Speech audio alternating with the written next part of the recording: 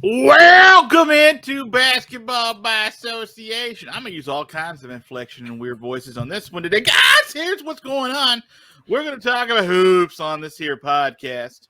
I'll probably normalize the voice at some point. It's the off season, and there's really only one more story to sort of watch along the way, and that SLB ain't concluding soon, it feels like. We'll talk about that and some of the stuff that we wanted to get to for the, I guess, sort of the fallout from the for the off season so far.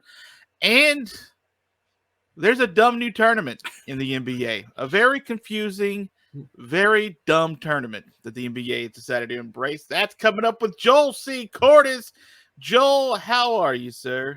I'm good. Is it safe to assume that based on the increased volume and voice inflection that the little one is not napping right now? Because I know my toddler is out in a pool somewhere where I do not get to be because I have to man the ship on this here podcast.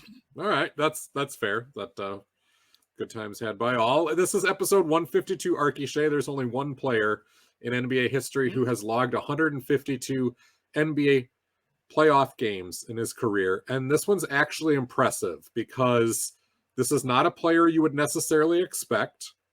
He is still in the NBA right now. It feels like it's been a while since he was a relevant contributor. It feels like it's been a bit, and yet Anthony Davis. It's not Anthony Davis.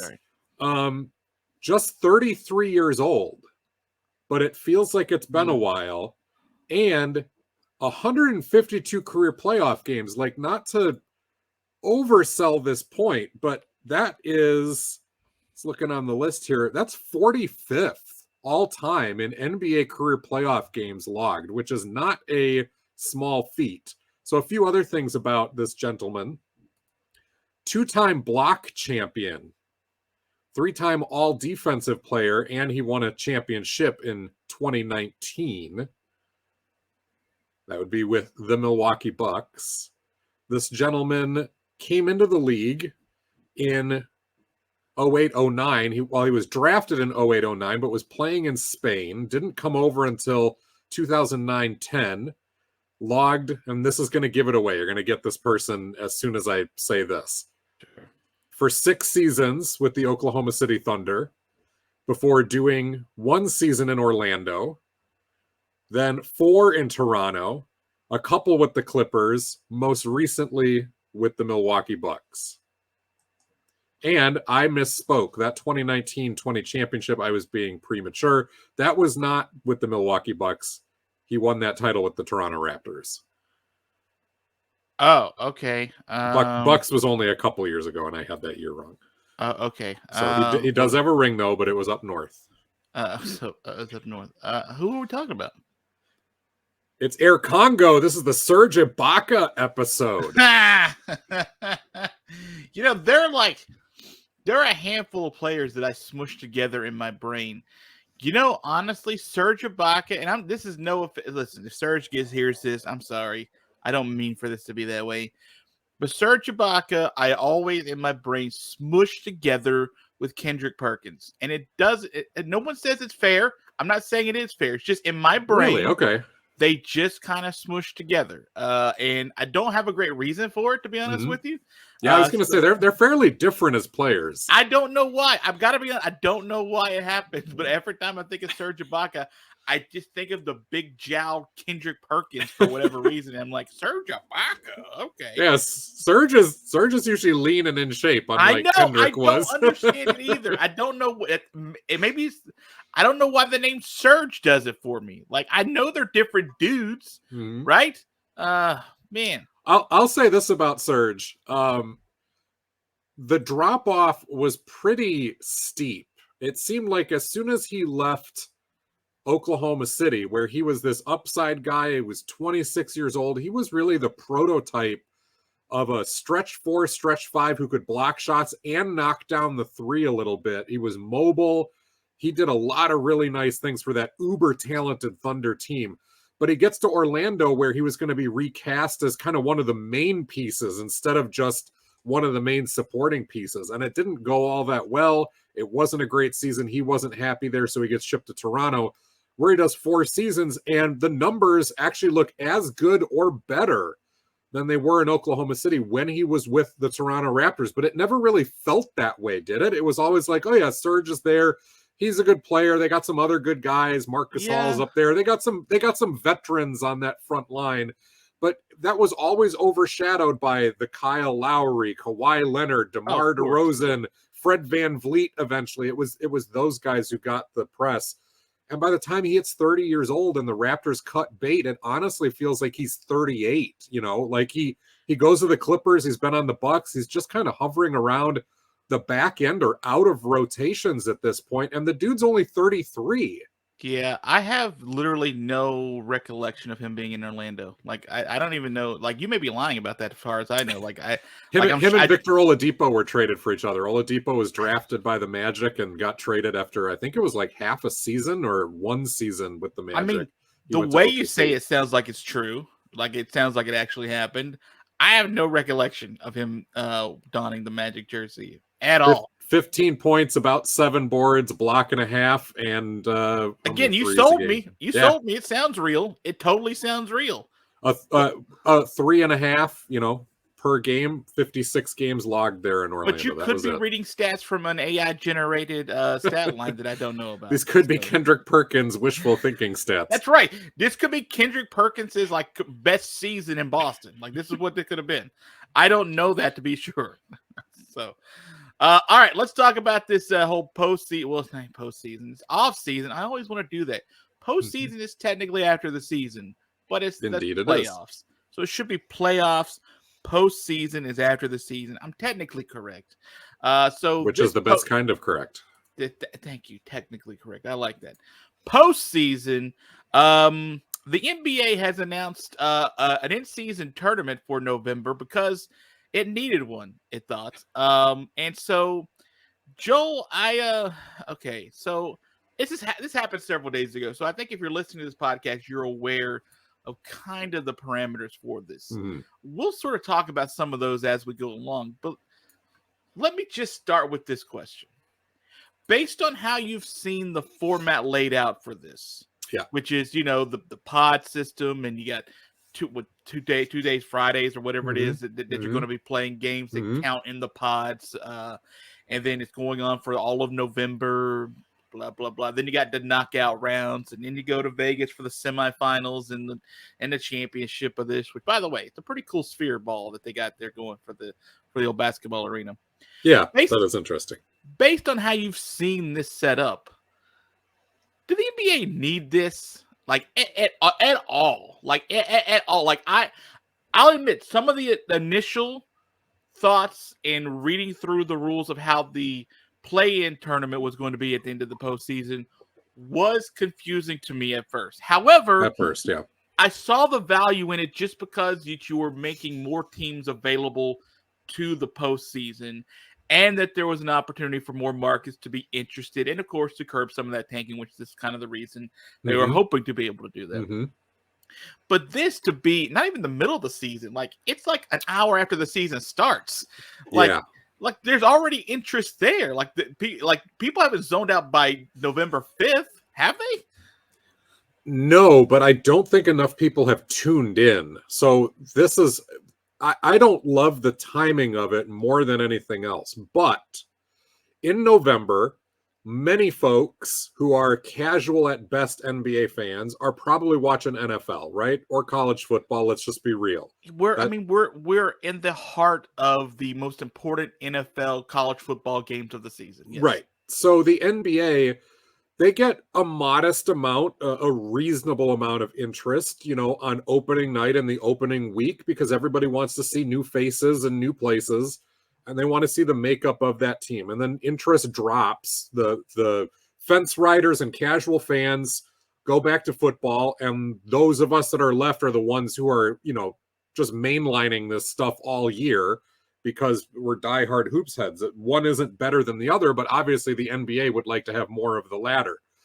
So starting this tournament, even though is it going to siphon away massive amounts of folks from their football games? No, it's not. But is it going to add a little bit more newsworthy stuff into the mix, into the zeitgeist during a time where the NBA typically craters until Christmas? Like, nobody's really paying attention to the NBA, again, unless you're hardcore, in November. It's the same thing that happens like around January until you're getting to the playoff or the trade deadline, excuse me, and the All-Star break.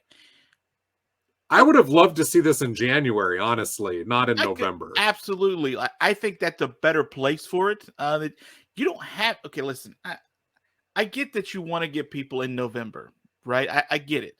But you and I have talked about, and even though the NBA, whoever wants to keep flirting around with it, they're going to just not make it Christmas Day their opening day for whatever reason, for a while at least. Yeah. So I get still wanting people past Halloween and getting into November and stuff, but there are reasons that like Monday Night Football used to have like nothing competition. Mm-hmm. Like they just said, you know what, Monday's not going to be a great night for drama or for comedy for you. We're not going to put her. We know that's going to take a lot of eyeballs. Yeah, you have to understand a little bit to a degree what you're dealing with when it comes to. But football. I think that's you don't changing. have to run and hide. I think that's changing though, and that's where the NBA is trying to like wedge their way into this, because there are there are certain pockets that, you know, of the country where that is still absolutely true, but it's not that true anymore. If you look at any of the ratings, and I don't care about ratings, like you and I are like the same way. You're like, look, if we want to watch it, we want to watch it. I don't care who else is watching it, right? Yeah. But if your goal as a league is to sort of try to take people away, listen, you're a daily sport. Like, you're happening every day for I can't remember, 8 months, right? Like, you're long time, 9. You're happening forever. And right, because even when you're not happening, you have all of the other, I mean, like right now in the off season, you've got summer league, you've got free agency, you've got the draft. You really, truly only have like a 5 to 6 week span where you just kind of flutter away into the mist, you know, and just aren't part of the zeitgeist in August. That's the last time I'll use that word in this episode. You don't have to. You bring it back. I like that. I like the wording. How many Z words do we get on this podcast? I tell you this: we were hitting the zenith of Z words on this podcast. I do think that if you're the NBA, you have to understand that to a degree, that you are a daily sport. Like baseball, you're not going to get the massive ratings and spikes, right? So it's probably a big reason why these pod games that count more during the season aren't on traditional football days, right? Like you're getting it on like a Tuesday or something like that. So that, again, to make sense. But again, you didn't make this special at the very beginning. Like, it's all pod play at the very beginning, and it's not like everyone's going to Vegas or like to play these pod games. Like, it's just, hey, this counts regular season and for this little mini tournament too. And which I like that. I don't see the specialness in that though, right? Like, if you're wanting to get, again, grabbing more casual people are like, what's going on? Until you get into like the knockout rounds to where you're like, okay, these guys mean more because something means something. Like if the oh man, I got the pods in front of me. If the Bucks and the Knicks are playing each other on a Tuesday night in November, like, okay, that's Eastern Conference, and that's pod play too. I mean, technically they count for both, but like, what does it mean until we get? It doesn't mean anything more than saying, hey, this is a division game tonight. Hey, you know, the Cavs and the Bucks are playing tonight. Oh yeah, we're rivals. We see each other. Oh, you know, I like that team, or I don't like that team. Yeah, but in that way, though, I think it's all right, because you're dipping your toe in the water to see whether this has any legs at all. So to make it go too far, especially when a lot of players and coaches don't like 82 games to begin with. That's been a huge thing of, can we get this down to 70? 72 feels manageable. The league does not want to do that, because then you're going to mess with the continuity of stats and all that sort of thing. And I totally get that. Yeah. So in order to keep that sameness throughout, this was a reasonable compromise. We're going to add some games in. It's going to have a modest amount of increased interest and flair. They're not adding a lot of games, right? Like they're adding like essentially a quarterfinal, semifinal, and a final. right? Right. As far as so extra games, right? Those regular season games were happening anyway. The Knicks and the Bucks are playing anyway. So if you add even 3% of additional interest to it, fine. But where, to me, it gets better then is, okay, we're going to add the pool, after pool play, we're going to take these teams and you get into single elimination. That's where it becomes fun. I agree. I do not like that you're going to have certain games that do count towards your overall stats and others that don't. It's the same gripe that goes with the play-in games of like, oh, so I could score 58 points in this play-in game and it counts for nothing? Like it's not in the books anywhere except for some weird asterisk section. That's got to be changed and improved over time here, and maybe even grandfathered in when they come to their senses. An in-season tournament, to me, is an okay idea to try. It's a little unwieldy, but I do think they picked the right sort of compromises to mess around with and keep adjusting. The thing I don't like about this, Arky, Shea, is what is at stake here. Oh, a modicum amount of money. Can we, this is where I go back to something that I've been pushing for a long time. Bill Simmons was pushing years before I picked up this banner, or a lot of the rest of us did. And that was to do some sort of a consolation tournament at the end of the season that has a massive amount of sway for where you get your draft pick.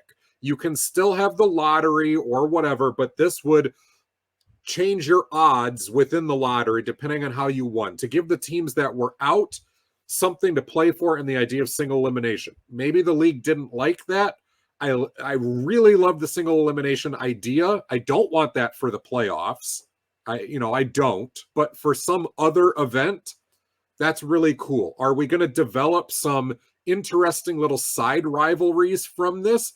That remains to be seen, but that's the goal. That's the goal. We're in a weird place with rivalries like in the NBA, just because there's so much money and so much sort of I don't want to say respect. Just the guys just don't look at each other as rivals as much, generally speaking. Mm-hmm. I mean, granted, we still have the Russell Westbrooks in the world that hate people, which are good. But there are certain teams that still do genuinely not like each other. Oh yeah, either on principle, the Knicks and the Heat don't like each other. Right, either on history or recent history. You know, for example, like the Timberwolves and the Grizzlies. That for the last two seasons, that has been an absolute street fight every time those two teams play. And it's simply from that group of guys. I don't know if that is going to be a rivalry that somehow blossoms and lasts long term, but it's a start, you know. They won't get each other in group play. They're not in the same group, brother. Mm-hmm. I hope you're okay with that. I mean, even if it had been group play, they would have played each other once. So that's a huge. That would have, but everything would have been on the line. I mean, Ja Morant still wouldn't have been back for it, but that's fine. So, here's just my only concern. Actually, I shouldn't say that. There's a lot of concerns with this. So you get the 8 teams that come out of pool play, which you get 8 teams from 6 pods, whatever you want to do. I don't really care. I mean, you get the top not pod winner, blah blah blah. So you overly complicate, I think, a part of the season that I don't think is necessarily needed, the complication. And I don't think, as you sort of alluded to, that there is enough incentive for the organization or the teams or the players to really want to win this tournament, especially like you mentioned, these we got knockout stages and stuff where stats don't count. They don't mean anything. The other 22 teams, they go on and just play regular season games, when the knockout rounds and semifinals and stuff aren't happening. So I get that there's a chance to elevate a certain section of this tournament. I'm just with you. I think if it's going to be a tournament, it should be a tournament. Like, it should be like, just take advantage, have everyone play whatever regular season schedule you want based on this formula you figured out based on last year's standings. That's your first round. That's a regular season game. It counts. And then go into the, I guess 15 teams would be left. So if you give people buys or whatever, Mhm. and then if you want it to be a tournament where people then give everybody else sort of, I guess they probably won't want it, but I guess you can get the time off.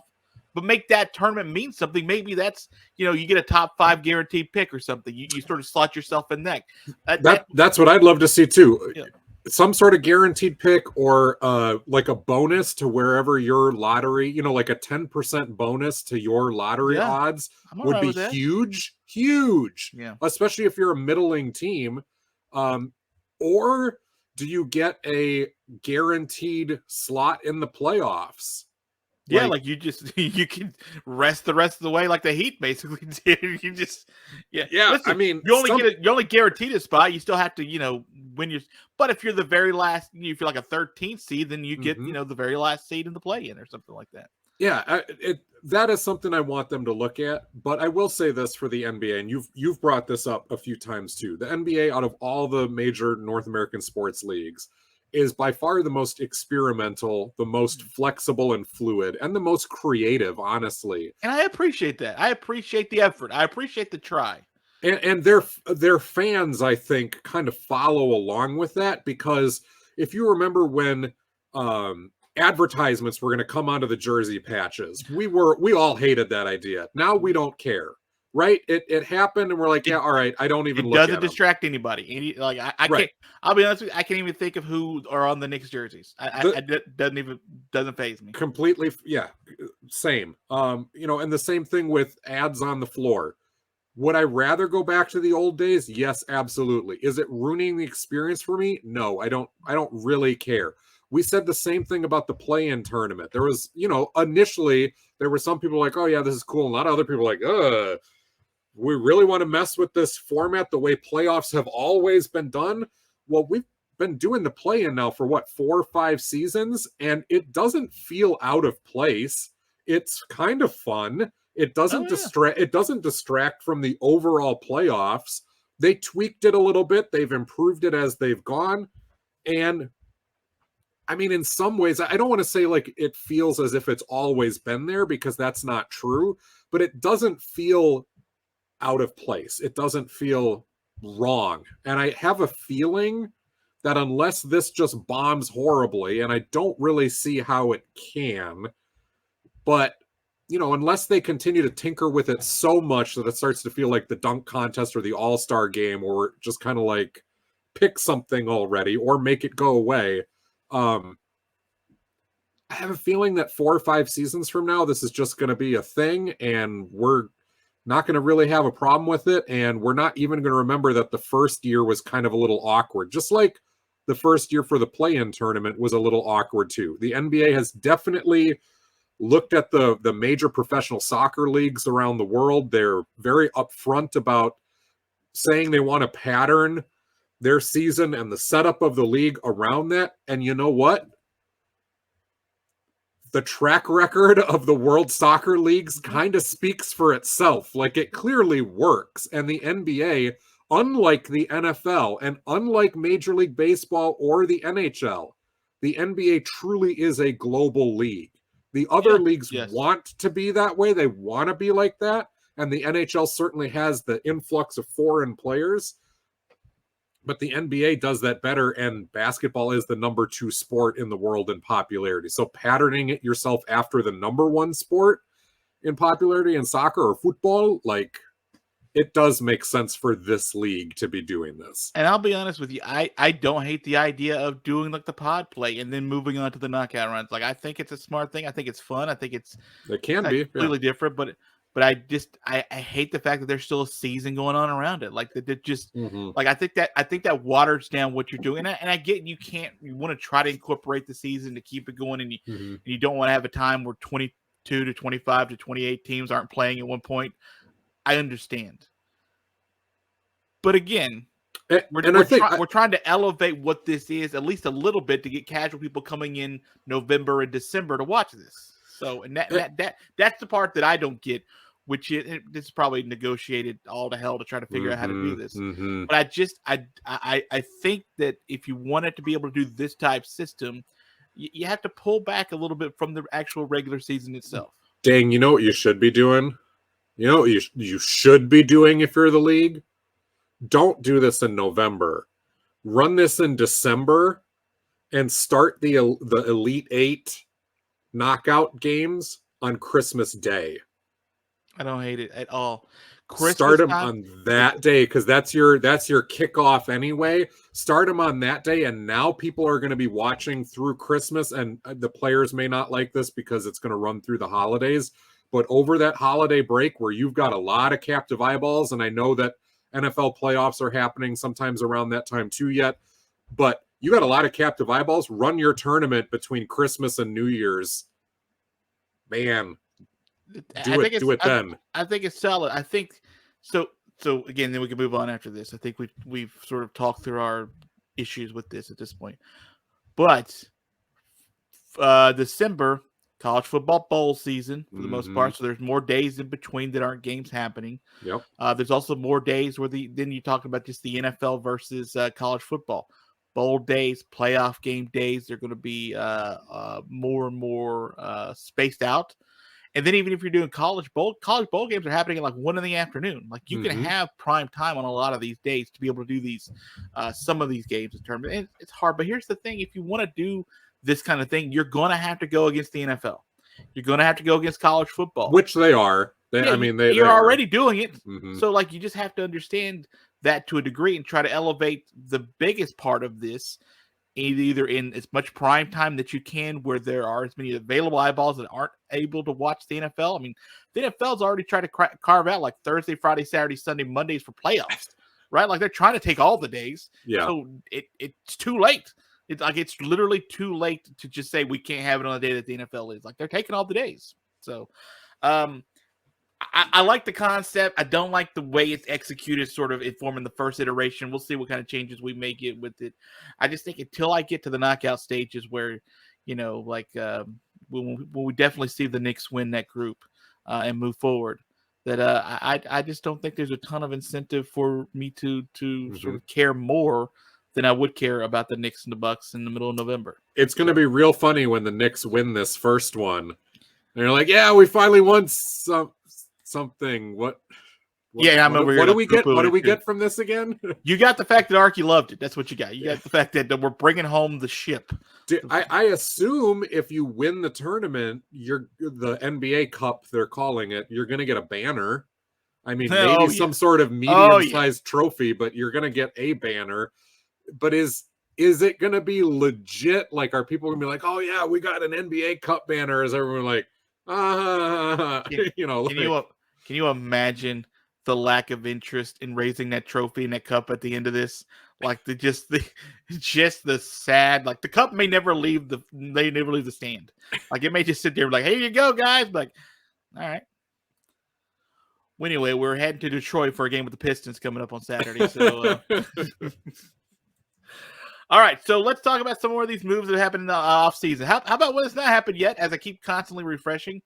Dame Lillard, the name that we care about, needs to find his way to Miami eventually.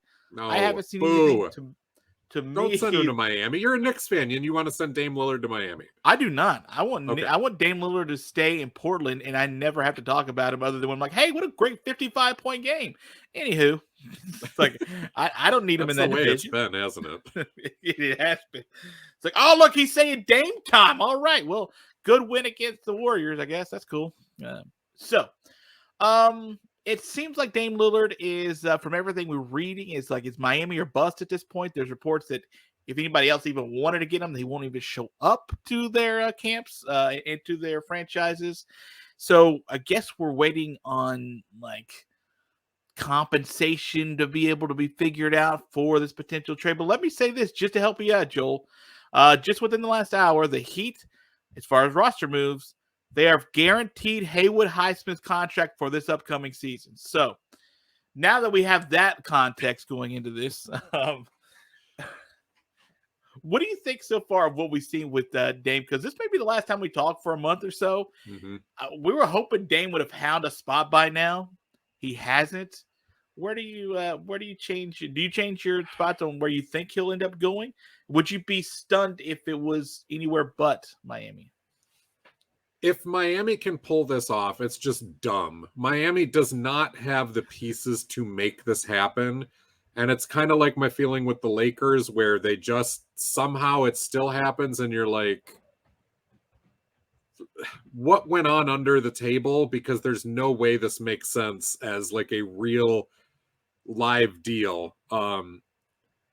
Miami just doesn't have the assets. And honestly, if this is true about Lillard, now you never know when these sorts of stories get thrown out there, it could be the Heat leaking that rumor to try to drive away other suitors. This is not unheard of. This crap happens all the time amongst the teams. There's a lot of gamesmanship going on in the headlines and when you leak stories and who's leaking and all that stuff. But if it were true, that's super dumb on the part of Damian Lillard. Like, I get Miami has a ton of street cred, and for good reason. 100% understood. But that roster, even with Damian Lillard, and especially with Damian Lillard, if you have to gut what little is left to try to get him, I understand it operates under the assumption that Bam Adebayo will be there and Jimmy Butler will be there because they have to be. It's a good team.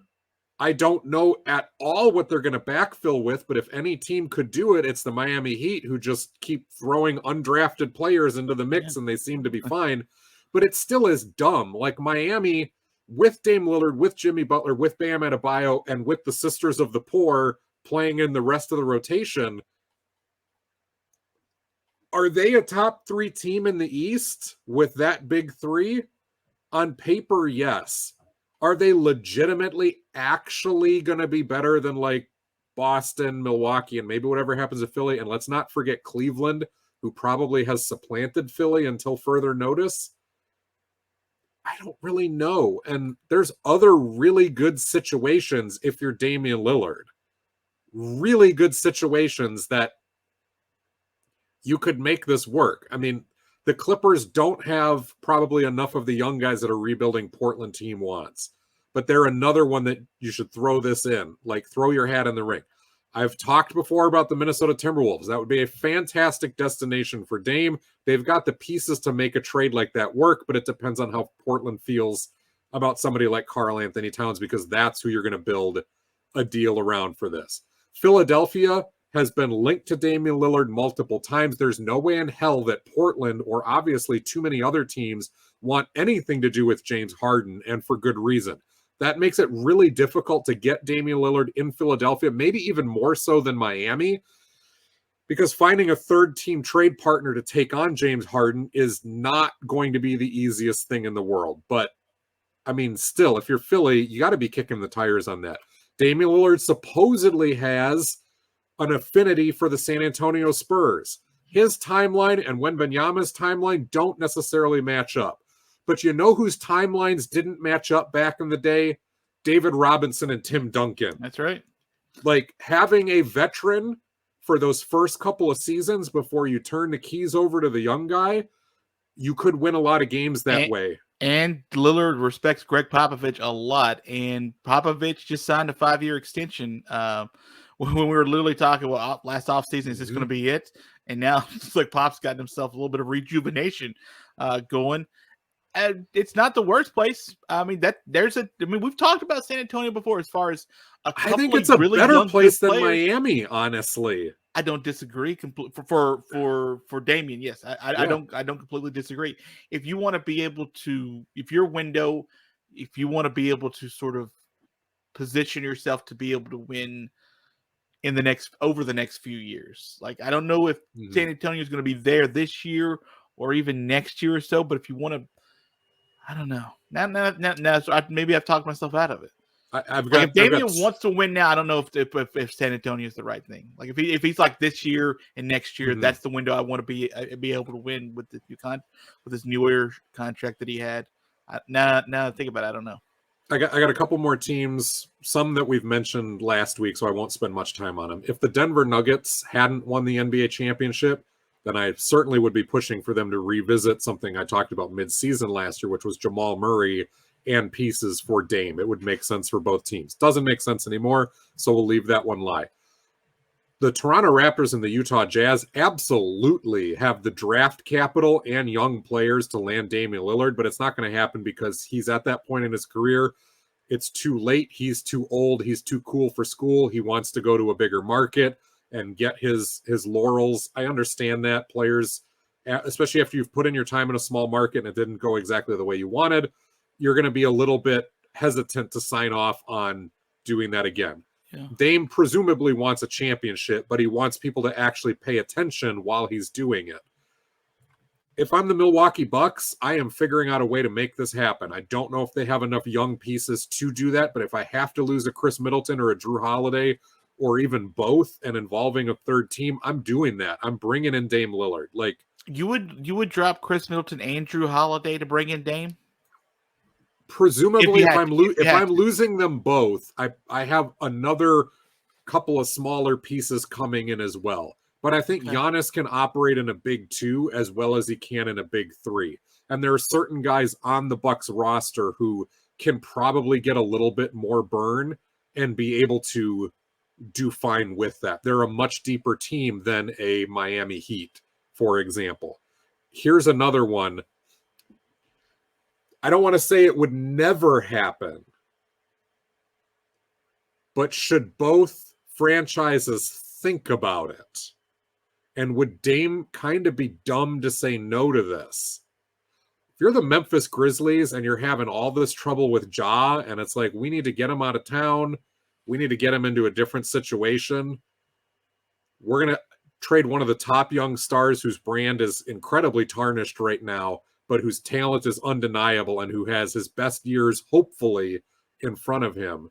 And we're going to bring in Damian Lillard, who, doesn't have as many great years left, but we are a win-now team. If you're Memphis, I think you should sign off on something like that, depending on how serious you feel about your hesitations on Ja. To lose Ja for Dame. And if you were Portland, you probably should do that in a heartbeat, right? If you're Portland, you don't let the sentence finish before you're like, okay, where's the paperwork? Just send it over. What do we got? E-sign? Are we e-signing for this? Is that how this works?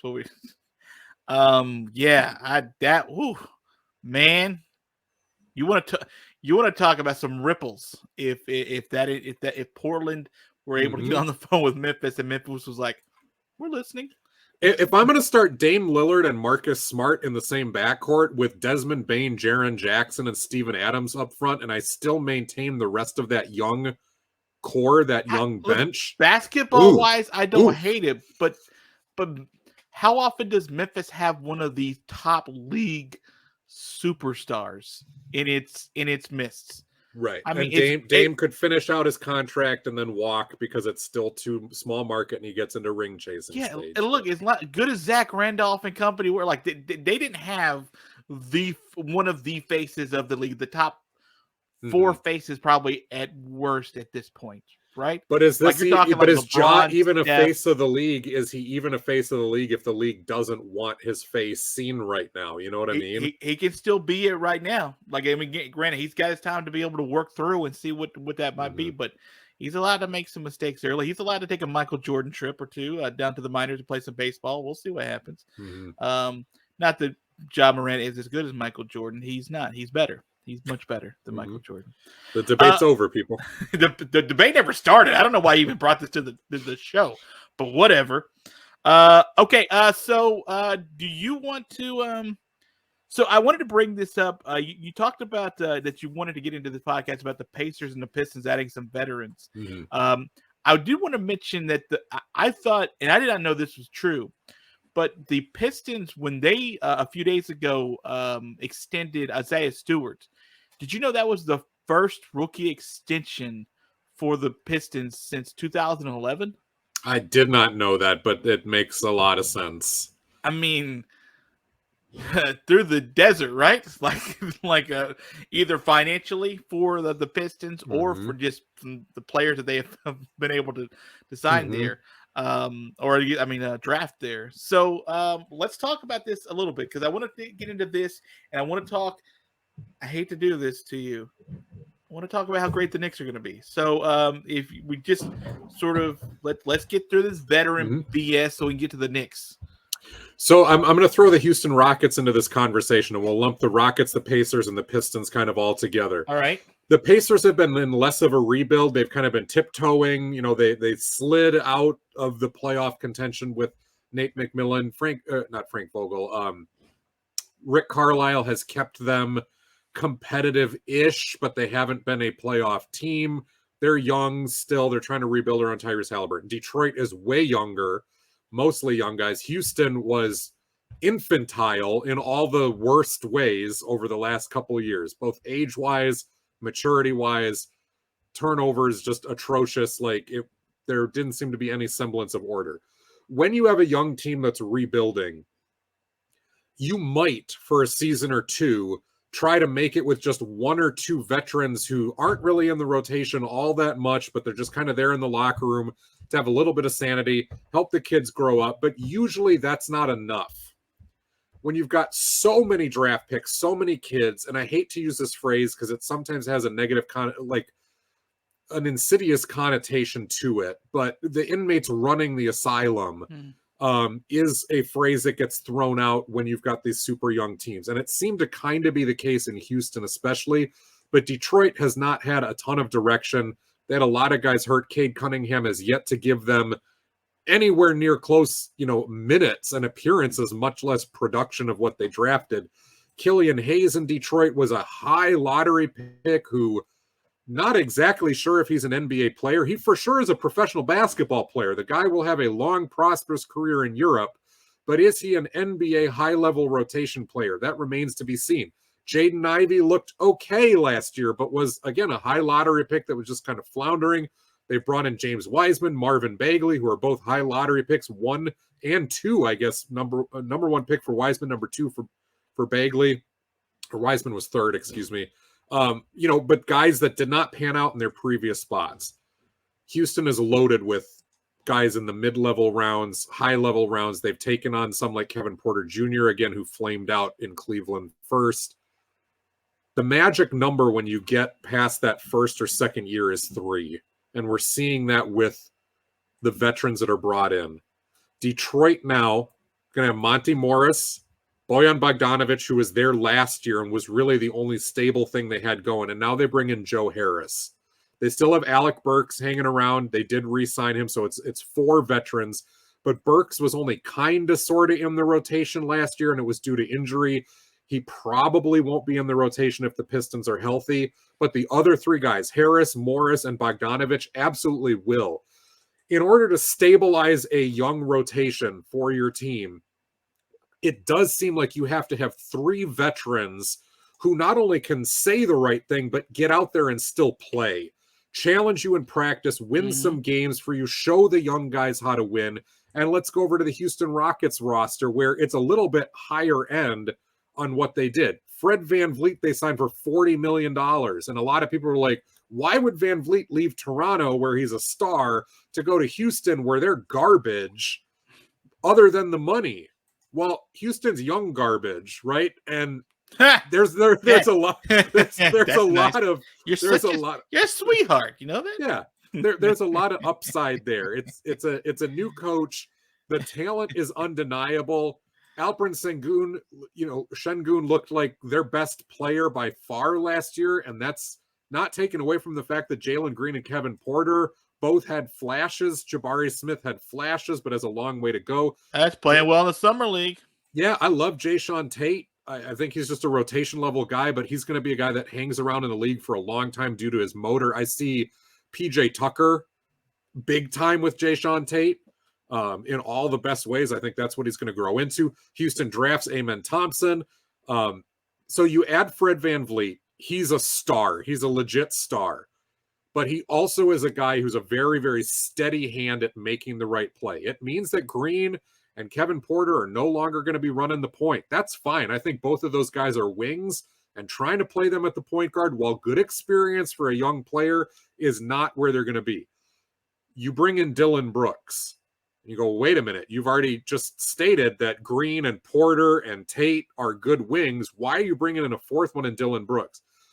Because Dillon Brooks, for all of the headaches and all of the ridiculous sideshow Draymond Green level stuff that he does, is a guy who competes his butt off every single day. And he's going to bring that in practice. Jalen Green and Kevin Porter and Tate especially, they ain't going to win a rotation spot just by being young and talented anymore. They're going to have to beat Dillon Brooks in practice every single day to win that spot, because Brooks wants to be a starter, believes he's a starter, believed that he was the second best player on those Memphis Grizzlies, which is ludicrous, but that's what he believed. I love that type of move. Yeah, he's crazy. And yeah, he's not always like, he's the worst kind of distraction sometimes. But every team, we've always said this, needs at least one wild card. Fred VanVleet is good cop. Dillon Brooks is bad cop.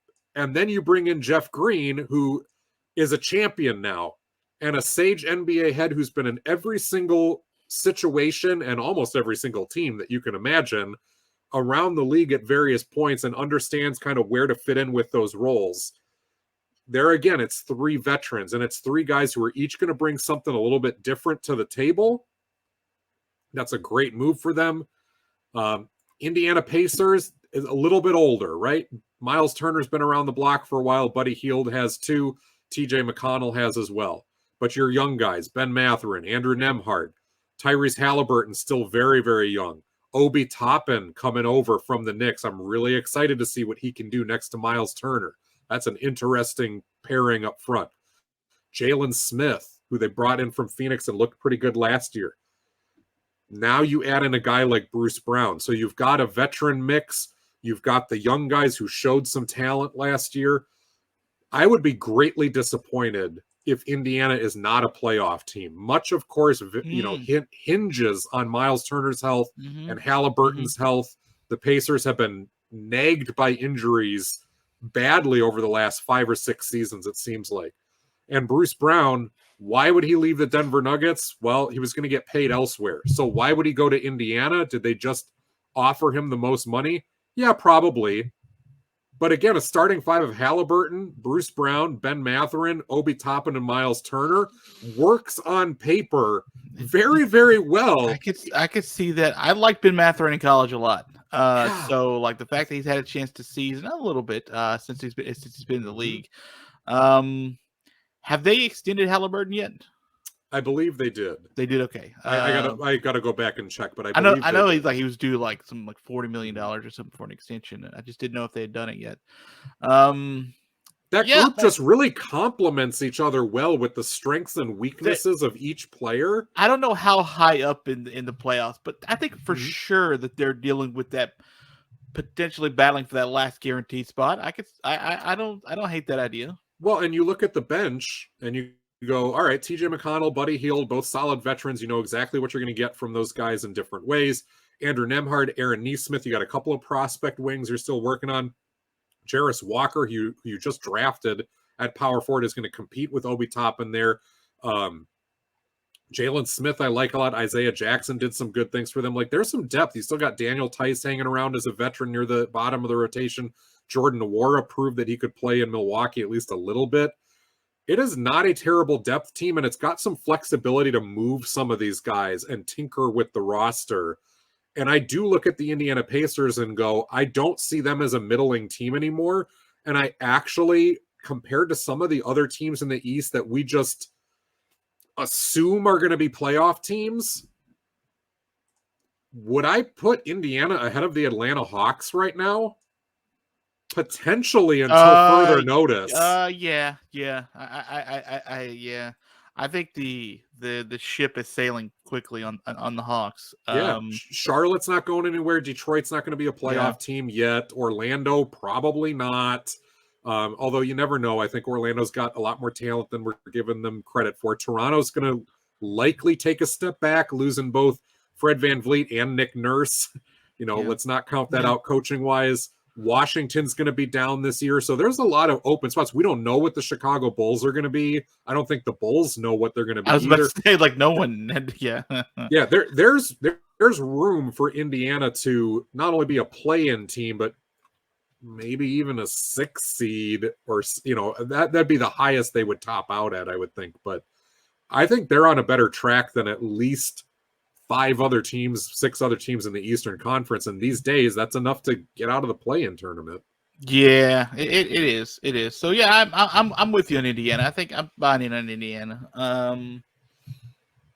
But I'm doing so with a small investment. I'm not putting the mortgage completely on it yet. But maybe I'll put a half a week's groceries on it.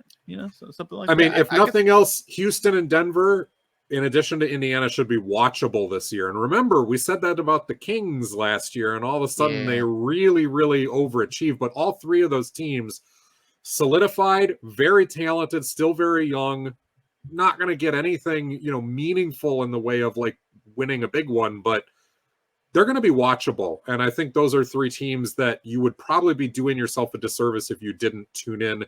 Again, I will amend that completely if Cade Cunningham gets hurt again before he even shows up onto the court. All right, let's wrap this up, if you're cool with the New York Knicks. The New York Knicks have signed the entire University of Villanova to be in their team, and I'm okay with that. I'm 100% okay with that, mainly because we got scorers, and that's it. Look at me saying we. Look at me. Oh, I'm back into it, my friend. Oh man, it's so nice. So the New York Knicks offseason has been pretty solid, I would say. First of all, hey, you say bye to Derrick Rose. Thanks for your service. But you give him a salute as he goes. You were at some lean times that you tried to be basically the best friend and the buddy of the head coach, and the head coach probably hated to make that decision. But some scoring depth and some depth ended up happening for them. Now this team looks like their projected depth chart, what I saw on Bleacher Report, which I like to see every now and then. Jalen Brunson, Quentin Grimes, possibly. You got Josh Hart now on the team, or RJ Barrett, depending on what still might be able to come.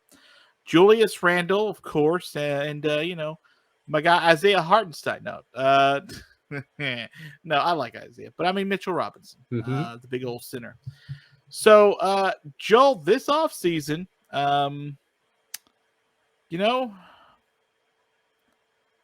I got to be straight with you. This is a team that gave the Heat the most problems in the playoffs through the first several rounds. Took them to 6. And that's when the Heat were hot. Oh, my goodness. Yeah. This is a team that did get a little beat up, especially with, the poor man's MVP, Julius Randle, in that same series. There's no reason why last year's roster, very similar to this year's, actually been bolstered some, couldn't have been playing in the Eastern Conference Finals. There is a universe where that was possible. Yeah, a very real universe. Don't make it seem like it's some out beyond Star Wars thing. And Joe, I think with Josh Hart on this roster, with Jalen Brunson on this roster, I think what we have here is a bona fide. You can feel free to call me, a star seeker at this point. That's a lot of us. And you know how I'm usually hesitant in real life to be able to put stuff on them. You got a bona fide Eastern Conference contender. Now, there is more star power in other places. There are more high-level players at other places. Yeah. However, the construction of this team over the last few seasons, I think it's been really solid. It's very competent. It's very un-Knicks-like in how competent it's been. Exactly. And some things just are kind of working. Jalen Brunson, I think, was a huge coup, especially since they didn't think he was coming to New York, to come to New York the last second. That I think it started to bolster the fact that New York is somewhere people might want to be. Julius Randle being so good in that season where I thought he might go out of the league at some point. Yeah. And now he's sort of rebounded and been a really, really good player for him. I don't know. I don't think many people think New York is top 2 in the East. But as Miami showed, you don't got to be top 2 to win it. I am comfortable for right now until I see what the Philadelphia 76ers do with their offseason, where they've just lost a few pieces and the Harden thing is up in the air. I am comfortable putting the Knicks in the top 4. I don't know that I can put them ahead of Cleveland until I see otherwise, although the Knicks did beat Cleveland, so maybe I'm being disrespectful to New York, and I should be putting New York 3rd and Cleveland 4th. Did it take them 7 games to beat them? Huh? Did it? It did not. No, it was very easy. You know, I still think that Milwaukee and Boston are the 2 teams to beat in the Eastern Conference, but I look at this Knicks roster, you know, and you mentioned the starting 5, Brunson, Barrett, Grimes, Randall, and Robinson are probably your starting 5. But behind them, it looks so similar to last year, not because not a lot has changed, and it really hasn't, but just by how solid the second group is. Miles McBride, Manuel Quickley, Dante DiVincenzo comes over, another Villanova guy, Josh Hart, Isaiah Hartenstein. You have something for everything. You are 10 deep legitimately. You still have Evan Fournier who can give you some minutes during regular season games. Jericho Sims is a nice prospect for them. Isaiah Roby is a guy who's got some talent. He's bounced around from a few different teams, but a good depth body there. And the really beautiful part of this is the Knicks have depth. It's usable depth. And Tom Thibodeau has actually been using that depth. Yes. He's not playing just 8 guys. He went 10 deep last year. They shot more threes. In fact, if you look at the roster as presently constructed, Josh Hart is penciled in as the backup power forward to Julius Randle. What does that actually mean? It means that the Knicks are fine with going small ball a little bit. And Josh Hart is one of the best rebounding wings in the league and is a really good defender. So he's going to body up against guys that are much bigger than him. But it just shows that the Knicks, I think, have opened their minds a little bit, that Tom Thibodeau has opened his mind, that it doesn't always have to be just big bully ball type of rosters, that you can run. Their pace was up last year. Their threes were way up, and yet they still have that toughness about them. You can do both.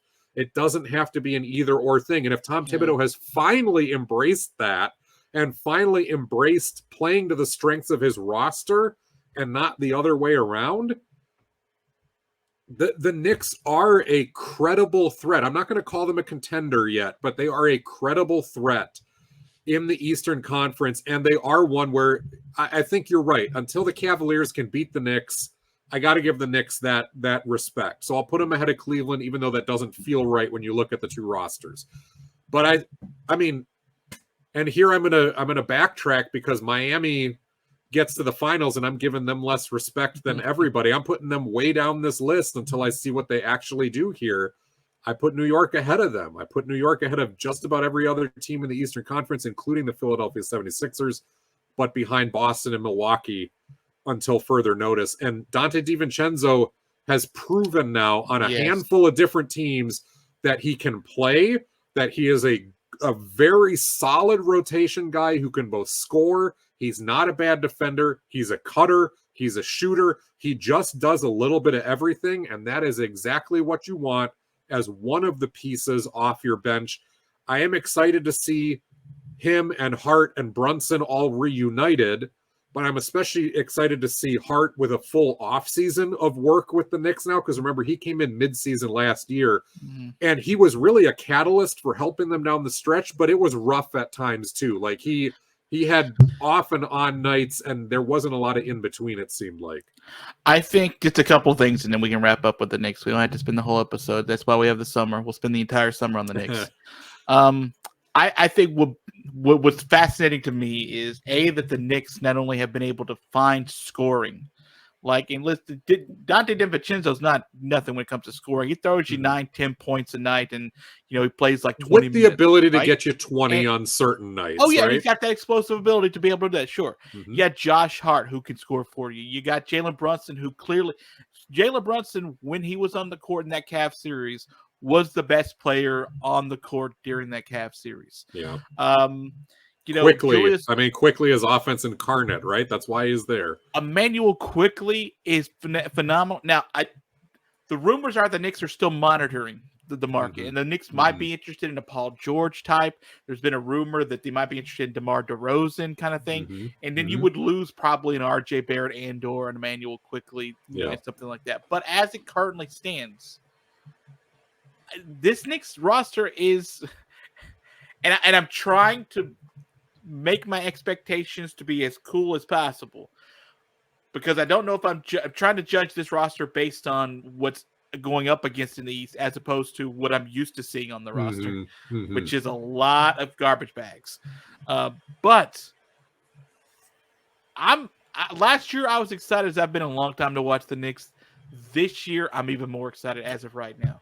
I agree. I think this roster is incrementally better than last year's, and Knicks fans are not being unrealistic by having legitimate expectations about their team. It's, Knicks fans were guilty for a long time of latching onto anyone and everyone that had even a moment of talent. Oh, look, I all through the, hey, you think LeBron's coming to New York? Oh, hey, right. Durant, you think Durant will come to New York? But even of their own guys, every single year there would be somebody, Baker, I can't remember his first name, was somebody they latched onto, or their names are escaping me. That's how far they've fallen out of. Yeah. Langston Galloway was a guy that everybody was like in love with for a minute, and they had their moments, and playing in the Garden, it's amazing that you get to have those moments, but Knicks fans were so desperate for anything. Listen, the only thing Knicks fans would say was like, hey, why wouldn't you come to New York and play in the Garden? Right. And then the conversation was over. Like, there was no other, like, hey, does he got anybody to play with? Listen, stop asking questions, okay? The last time New York, it's the Garden. The last time the Knicks, let's not act like the Knicks have won 13 championships. They won 2. Okay, they're not that littered with like lore. They got a really cool building, some really cool celebrities that show up to their games. Although they kick out some of their better players in history, which is not cool. But and they still have a bozo owner. So it's not like it's the most attractive spot to go to. But Tom Thibodeau has done a great job of constructing this talent defense first to get it credible, to make it a credible team to play in the playoffs, and then showing up to the playoffs makes you a little bit more of a contender in other people's eyes in the offseason. And then guys like Jalen Brunson want to play. Now you get the most out of a Julius Randle. I don't know if anybody else gets that out of Julius Randle, to be honest with you. It worked out phenomenally. But yeah, you had some rusted wheels that you had to take along with you.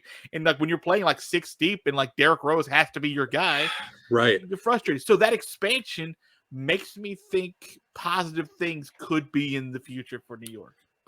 Last thought for me, the last time Knicks fans had legitimate, realistic excitement, was when Porzingis first came on board. And that was legit and real. He looked, as good as advertised. Not at the draft, but when he started playing, yes. Yeah. The draft people were like, "Who is this guy?" Right, exactly. Knows. Yeah, and I mean, he got booed and everything, but as soon as he was playing, there was that legit excitement. And unlike a Langston Galloway or some of the other ones, everyone else around the NBA was going, "Oh, yeah, no, that's you can be excited about that guy." But it got dashed so quickly because of the injury issues, and then of course the trade that really didn't seem to make sense for why the Knicks would do it, except they were that concerned about his injury history. And as has been borne out, it was legitimate. I mean, Porzingis has been very solid when on the court, but very not on the court. And, so yeah, if you're a Knicks fan, this is a good time. This is a good time to be happy about your team and tuning in. And you've got a good product every night that win, lose, or draw. You're not going to walk away going, who are these bums, like you did for so many years in New York. That trade to the Mavs, Dallas gave Dennis Smith Jr., DeAndre Jordan, Wesley Matthews, a 21 first round, a 2023 conditional first round as well. All those worked out, by the way, for the Knicks. All those worked out amazingly well for the Knicks. But listen, Porzingis, he's now in Boston now, but Porzingis just played the most games he's ever played in a season. I think he played 54 or something like that. No, so I have this in front of me. That was the second most. Oh, second. And actually third most. So the first season in New York, he did 72 games. Second season in New York was 66 games. I don't remember playing that much. Last year, and then the third when he got traded, 48 games. Last year in Washington, 65 games healthy. Yeah. So technically it's his third, but it was the first time in 5 years since he started getting all these injuries. Yeah. He had logged that, because the first year in Dallas was 57, second year in Dallas 43, third year in Dallas, which was split with Washington, 34 games with Dallas, 17 with Washington, so that's 51 games total, and then last year 65. So I mean, it's not, and I hate to throw shade on these guys, it's not Penny Hardaway, Grant Hill level as far as missing games, but you're missing over a quarter of the season every year. Yeah, this is a guy who's been missing a third to half of the season routinely, and that's tough when you're getting paid as the second wheel on a team. Yeah. All right, Joel, that's going to do it for us on this podcast. We're going to take a brief hiatus. We're going to figure out if we want to trade for Damian Lillard at this point. Might as well. We'll have a pickup game going on. No one else seems to be talking to him. In the meantime, we'll get ready for the start of next season, but start to preview some of the teams once we find out that the Knicks actually have traded for Anthony Davis and LeBron in the offseason, and that Minnesota's finally gotten rid of Karl Anthony Towns, which would be for Ja Morant. I read for Ja Morant straight up would be very interesting. Ja Morant and Anthony Edwards. I don't know. They're watchable at that point. They're definitely watchable. All right, Joe, that's going to do it for us. What'd you say goodbye to the good people? Goodbye, good people. If you want the audio-only version, Spreaker, Spotify, iTunes is where you get this here podcast. If you want the video version, find us on YouTube. Like, share, subscribe. It's basketball by association.